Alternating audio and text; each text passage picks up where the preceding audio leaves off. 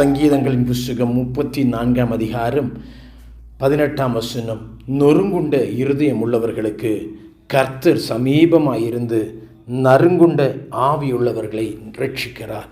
நொறுங்குண்ட இருதயம், உடைந்து போன ஒரு மனது, இந்த இரண்டையும் சுகப்படுத்தக்கூடிய ஒருவர் உண்டு. அவருடைய பெயர்தான் இயேசு கிறிஸ்து. யோபுவை குறித்து நாம் அறிந்திருக்கிறோம்.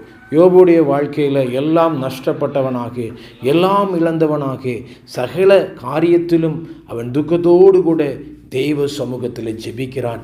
அவனுக்கு தெரியும், இந்த தெய்வத்தால் தன்னை மீண்டும் ஆசீர்வதிக்க முடியும், தன்னை மீண்டும் கட்டி எழுப்ப முடியும்.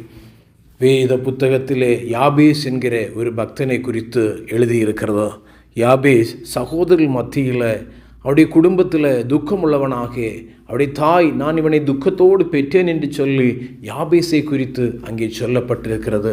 ஆனால் யாபேஸுக்கு ஒன்று தெரிந்திருந்தது, தெய்வத்தை நோக்கி நான் ஜெபிப்பேன் என்றால், ஆண்டவரை நோக்கி நான் விண்ணப்பம் செய்வேன் என்றால் என்னுடைய நிலைமைக்கு ஒரு மாற்றம் வரும் என்று அறிந்த யாபேஸ் தெய்வ சமூகத்தில் ஜெபிக்கிறான். ஆண்டவரே, உம்முடைய கரம் என்னோடு இருந்து தீங்கு என்னை துக்கப்படுத்தாதபடி என்னை விலக்கி காத்திருளும்.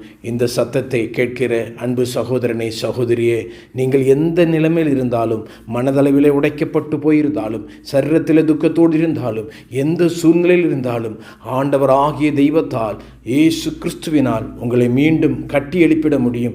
மீண்டும் அவர் உங்களை உருவாக்கிட முடியும். மீண்டும் அவர் உங்களை ஆசீர்வதித்திட முடியும். எனவே இந்த தெய்வத்தை நோக்கி நீங்கள் ஜெபியுங்கள்.